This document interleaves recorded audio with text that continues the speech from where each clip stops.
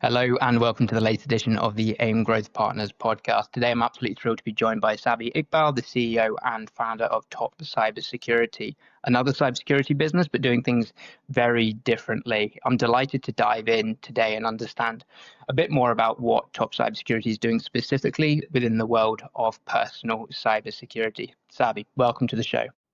Hi, David. Thank you so much for having me here. I'm Sabi, like David said. I'm CEO and founder of Top Cybersecurity, and we do things a little bit differently.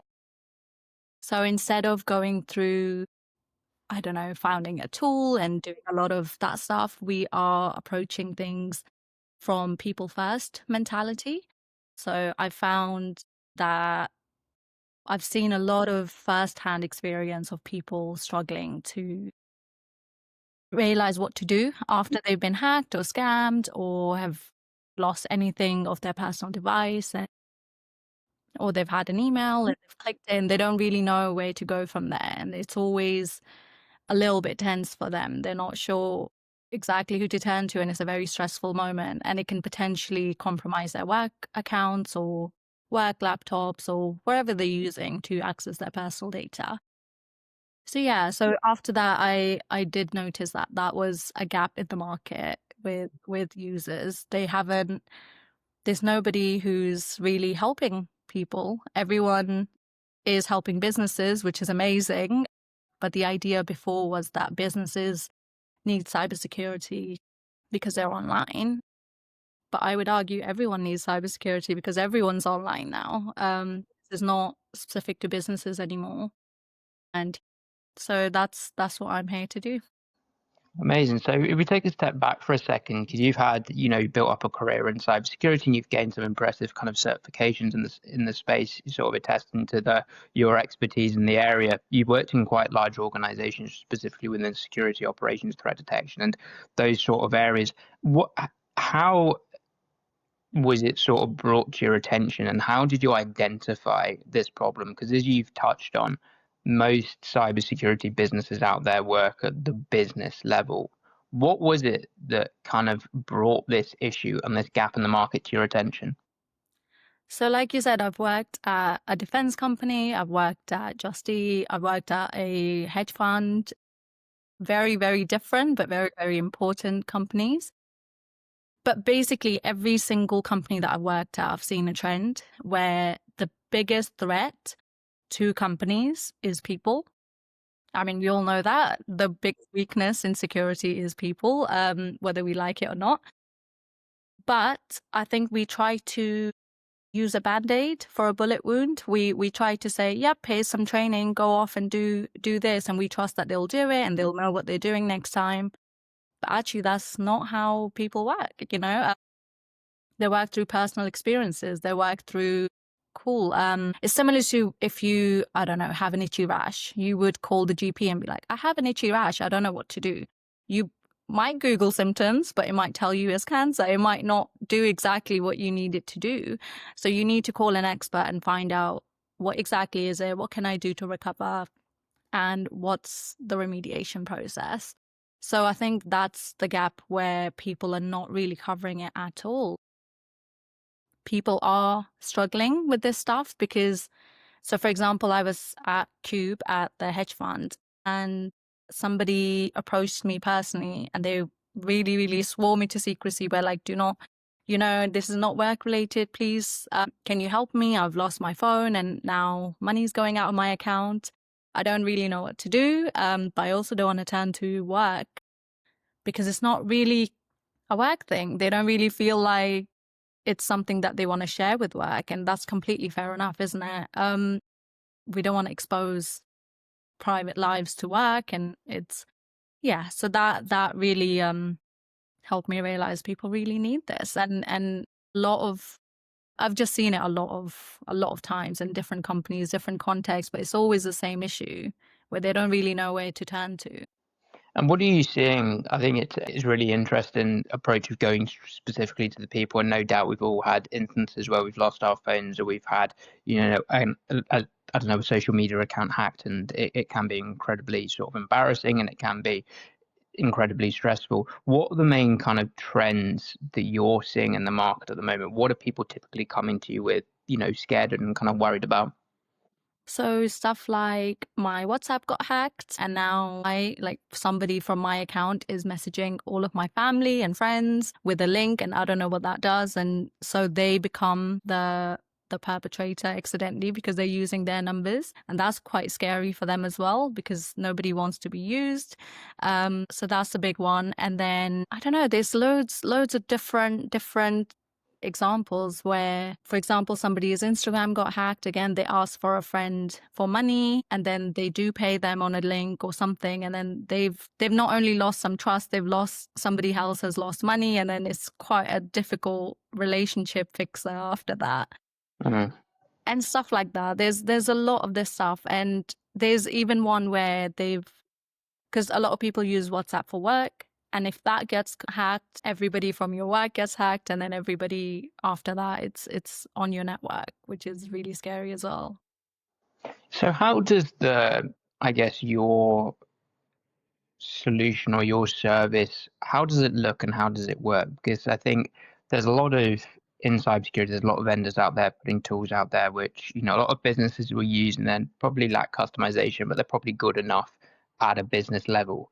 When you're dealing with people, I guess the kind of use cases, the stories require much more bespoke sort of solutions. So how does that kind of typical engagement look with the individuals then? So it just looks like a consultation like me and you right now, where they can book on directly on the website and we jump on a call. So it's dependent on them whether they want to address something urgent or whether they want to do a deep dive into just my cyber health. I'm worried about how much data is out there for me and if you can help me clear everything up. And the alternative is something's happened right now. I don't know what to do. So yeah, we jump on a call and we do basically what we're doing, where we talk them through stuff and get any details we need from them. And yeah, just recover their accounts, recover their stuff, and let them know what's going on and what to expect. Amazing. And one of the things you touched on, which I think is an important point to cover, is the lines are quite blurred. And I think particularly with remote working and people working and maybe doing stuff in their free time on their work laptops and using their phones, their personal phones for work emails and WhatsApp and whatnot, the lines have become incredibly blurred. And, the two worlds aren't, completely separate. So from that perspective, presumably there would be a strong argument or use case for going to businesses, you know, saying we're going to improve your cyber hygiene at the people level, at the individual level, because 80, 90, whatever percent of cyber incidents are a result of, that human level, weakness, human error. So tackling it from that perspective, you mentioned before the cyber awareness training. I mean, it's done fantastically well for those in the space. That tick box exercise that, companies will pay for this, saying, yes, we've ticked that box. People are now cyber aware, but that doesn't actually result in necessarily an improved cyber hygiene. I mean, it's not push the needle significantly in reducing. It's still, the numbers when you look at how much human error is responsible for cyber events, cyber incidences, it's still alarmingly high. So I guess there's an incredible use case for you going to businesses and protecting. Is that an avenue you're exploring, or are you just dealing specifically at the individual level at the moment? At the moment, we're doing individual level because I wanted to start out with just helping users, but it is in our roadmap to potentially expand. But we would like to do it through as a HR pack for companies. So same as you would for an EAP or a wellness program or something for users, because although, yeah, I think it would directly affect them in a very positive way. But that is something that is on the roadmap, but we're not quite there to expand into that yet, but we are working on it. Yeah. Because I just wanted to test the idea first with obviously everybody who's been reaching out to me and, all of the people I already knew. I wanted to just test it out and see if it works first, but it does. So I would like to expand into, security as a benefit.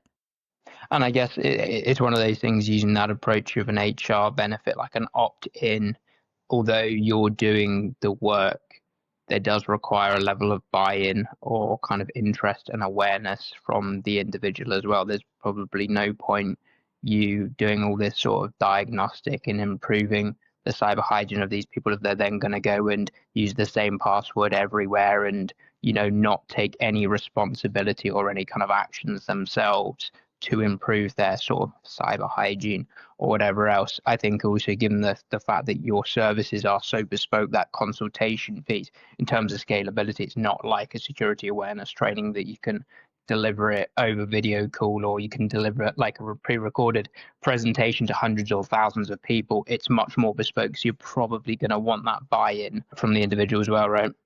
Definitely. But I think what I've found is when it affects them personally, everything changes. As blasé about things, it is a very big no. It's because I feel like for companies, maybe they can afford to lose money. It's a different game set. But for people like me and you, if our life savings are drained, very different issue. You Yeah. can't quite get away from it either. So I think that is naturally quite a strong motivator for people, because if anybody has an issue, it is something that you do have to just go to the cyber doctor for to show that rash.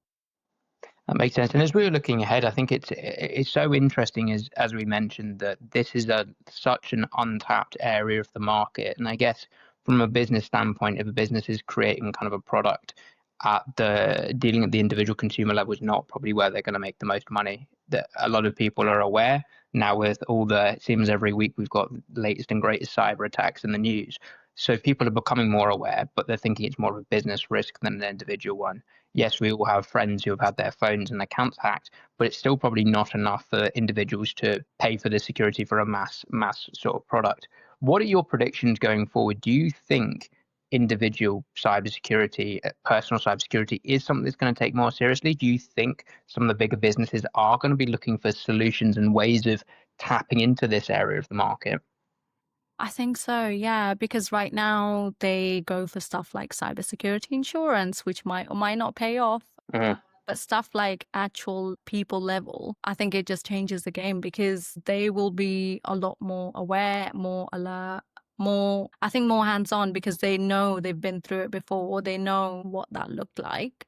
So if somebody has had a consultation with us and we've helped them recover their account and just, a little pep talk afterwards, like this is why we don't do this. But yeah, I think they do become quite aware of that stuff more than a little tick box Mm. exercise would help them. But yeah, I think that is a big scope there. And also I think no matter what the hacks are, they always come down to people at the end of the day. It's always because somebody has, I don't know, done something or left their password, didn't change it, didn't, or everything comes down to that personal level. And so there is a big market there.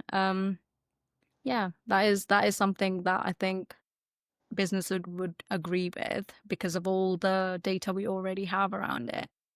And I imagine, and I guess framing it as a question, what are your thoughts on, with obviously the proliferation of AI, deep fakes is something I speak to cyber leaders on a daily basis or at least a weekly basis about, and how it's just, made it an awful lot harder to detect Yeah. some of these sort of attacks, and human level capabilities are insufficient, incapable of sort of detecting some of these really sophisticated attacks.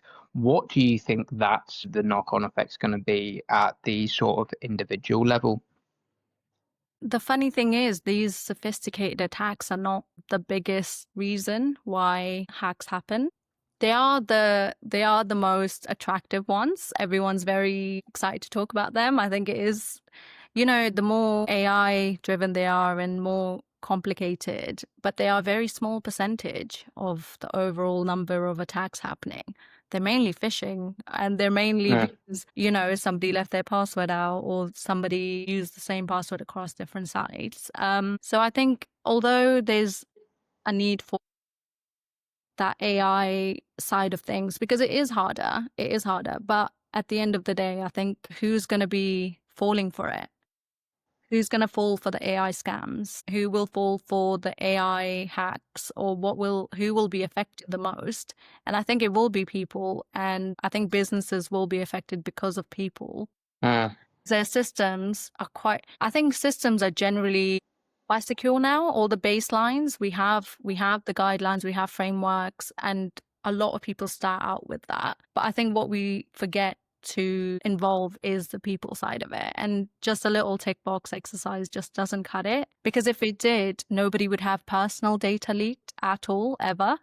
And the biggest victim here is the human form of the initial, the people. So I think although there's bigger things there, but I think people definitely struggle the most with it, and they're affected the most, and they are most likely to affect the business. That makes sense. And you said on your roadmap, part of your roadmap is going to be, moving up the chain, going to businesses directly, trying to work with the HR teams and get this sort of benefit of the cyber doctor incorporated within kind of the perks and benefits. What, I guess, is the 3-year, 5-year plan? Where do you think top cybersecurity, where are you going to be sort of taking it, and how are you going to be having the kind of the greatest impact, touching and helping secure as many people as possible? So ideally, I would like to cover everyone in the whole world, but my main plan is SMEs, so small to medium enterprises, for the next 3 years, and over the 5 years going bigger, scaling more, and getting more people in to help as well. Because like you said, it's very bespoke, so I can't do them alone, and I do it with the current set of people. So we need to expand a lot more to cover it. But that will come as we grow naturally.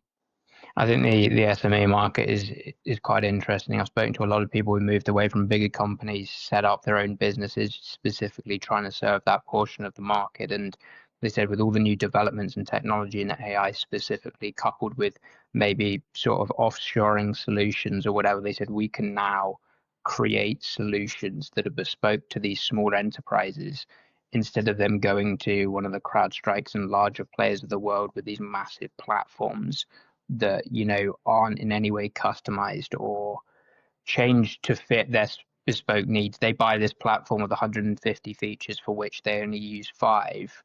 Exactly. I think they're kind of priced out the way, and for these SMEs, it's we understand cybersecurity is a risk, but is it a risk we're going to take? Having solutions like this plugged into a benefits platform, I guess, is a good and cost-effective way of them improving and bolstering their cybersecurity without having to, try and pay these huge annual subscriptions for these kind of platforms that are really targeted at the enterprise level businesses and have capabilities far beyond their needs, right? Yeah, exactly that. Because I think the smaller companies also are more willing to give back to their actual employees. It affects them as well. This is not just a free dental, because if they mess up, if they expose the company's data or their own credentials, which is the same as the company's login, which sometimes is, that affects them massively, and they can't afford to take that risk. I guess the reputational damage of one of those smaller businesses with a selection, a handful of clients that probably keep the lights on. Yeah. The risk there of them going, to someone else is much greater than if you're looking at those big, large enterprises who can kind of withstand a few knocks, right? Exactly. You can throw money at the problem, big enough. Yeah, and also I think my whole idea was to help the people behind this, because they're the ones who struggle the most. So if you get scammed out of 20K, you're the one who's going to struggle. Your company is not going to pay you. Probably don't have cyber insurance. You wouldn't really have anything. And you wouldn't even know what to turn to. So I think that is my niche. So it won't be, completely overpriced and anything. So it will be a very, very affordable solution for companies, because my main satisfaction comes from just being able to help the actual people who are affected. Yeah. that they're always neglected. And I think it's so interesting. It could be an episode for an entirely new podcast, but cyber insurance, I think it's Yeah, that is something we talked about as well, that maybe we should create cyber insurance for people so that they can have a backup if something goes askew. But yeah, maybe something to watch out for. Yeah, well, I don't know what the current state is, but I know like the Lloyd Syndicate Group pulled out of offering cyber insurance, I think a few number of years back. And there was all this, I know there's some great businesses that have kind of cropped up now trying to quantify cyber risk, but it seems that, the inability to really get enough data and calculate kind of the risk, people are paying, the premiums getting more and more expensive in cyber security. And most people, touch wood, don't actually ever get paid out. But then you realize all of the kind of escape clauses or all the small print in these cyber insurance basically means that 90 odd % of cases they won't actually pay out. So it's more of a lottery that you've paid for something as that sort of, so you can sleep at night, and do you know what I mean? So you've got that kind of assurance, but actually, it's like hitting the lottery that you actually get attacked for something they're going to pay out for. So yeah, it doesn't seem like cyber insurance is at a place now or a price point that's affordable for everyone and offers enough coverage of these incidents. So I think solutions like yours that deal with the people level and actually deals with the root cause is a much better way of actually improving and creating that sort of like resilience within the business. Yeah, because a lot of the cyber insurance doesn't really cover accidental and mistakes, and that's the main reason anything happens. Because nobody is doing it on purpose. Yeah. Nobody is, letting the bad guys in. Yeah. It is accidental. It's always a mistake unless it's malicious. But again, that wouldn't be covered. So everything like that is actually useful is not covered. I think one of the other interesting kind of aspects of it as well that I've spoken to a lot of security leaders in the past, like years gone by, about is a lot of the cyber protections, they then provide the instant response capabilities and the cybersecurity teams that kind of come in and remediate the issue following a breach. And I guess then from a CISO's or from, I don't know, a CEO's perspective, or even CFO, what's the cost benefit of having a dedicated security team if we're then also paying for insurance and our security team isn't going to help remediate or resolve the issue that they essentially might have been not responsible, but when people look at a security team, they think they're going to stop these incidents from happening. If all of a sudden your cyber insurance is going to parachute in a team from one of the consulting houses to resolve the issue, then begs the question, well, what do we need the security team for in the first place? If we've got insurance that's going to, resolve any sort of issue and then they're going to pay out, why we need a security team? And I think that approach and philosophy can be incredibly damaging to the business. Yeah, because I myself was a security engineer, so I can give you a first-hand experience because I was on call. So anything happened like that, I was part of the team, so SecOps. And once it's done, all you can do is do damage control. You can't undo it, and you can't get back the time and the effort and the amount of money they spend through us to clean up everything afterwards. That is something that you can't prevent it still. You can't preventative. It's just fixing it after the fact. And although we had a lot of alerts in place and we were very hands-on, 24-hour cover with on-call, it still happened. And you might have to wake up at 2 and realize, yep, okay, somebody's in the network, or we have to do XYZ to clear it up. And it's not preventative at all. And at that point, you've still potentially lost data, and you've potentially still, you don't even know what you might have lost, because we have to do a lot of data analysis afterwards to find out. So a lot of post-mortem of the incidents. But yeah, that's PTSD coming back. Moving on swiftly then. What, I guess, to kind of conclude, what would your kind of closing thoughts, what would your recommendations be for, like, if there are listeners out there that maybe are concerned about their cyber security, overall health, maybe they or their loved ones, people in the network, have been a victim of some cyber incident, or they're just generally curious about their cyber hygiene? What would your sort of recommendations be for them, and where would you sort of signpost them to go, whether to reach out to yourself or kind of useful resources they can I mean, the best thing they can do is reach out for us. But no, I think it's easy to get lost in the woods with this stuff because there's so much stuff out there, which isn't quite helpful because it's like when you Google your symptoms, right? They're like, yeah, it could be this, but it could also be this, and it could also be this, and it could be nothing. So I think instead of going through that, they could approach us directly and we can help them go through the entire digital footprint or exactly that incident. We can recover them and recover anything that they might have lost, or potentially come up with next steps for them. So that's the best thing for them. That's on a human level. If they really struggle with maybe just Googling it or using AI, because I found that although ChatGPT is a thing, it will give you 10 things that you don't really know how to do it or what to do exactly, especially for potentially older people or who are not very confident with technology, or they just need a human to talk them through stuff. I think that's where we come in and we really help users. So as with medical symptoms, Dr. Google isn't always the best place to turn to for sort of cyber, wellness either. Yeah, because I mean, you can potentially come across something that might be true. You might have a lymph node of something, but it might also be 10 other things. So until you go to the doctor and they tell you, actually, we have the expertise, we can tell you exactly what this is in 10 minutes and tell you how to get help and what's the best course of action from here. I think that's when things get better with that. So yeah, put trust in the experts and get that just to get the consultation, get that expert help then. Yeah. Amazing. Well, it's been an absolute joy having you on the podcast today. I've really enjoyed understanding about the kind of the real impact this problem you've identified within personal cybersecurity, what you're doing to help creating that human experience, hand-holding experience through consultation, talking people through solutions and helping improve their cyber hygiene. Understanding as well the kind of the roadmap, how you're looking to expand and reach more people through joining kind of benefit schemes, working with HR departments, and then beyond, hopefully scaling sort of globally. I can't wait to follow your journey and see how this sort of takes off. It's definitely such an important and worthwhile mission you're on. So I thank you again for coming on and sharing your sort of story and your mission with myself and the listeners. Thank you so much, David. This was such a good talk. My pleasure.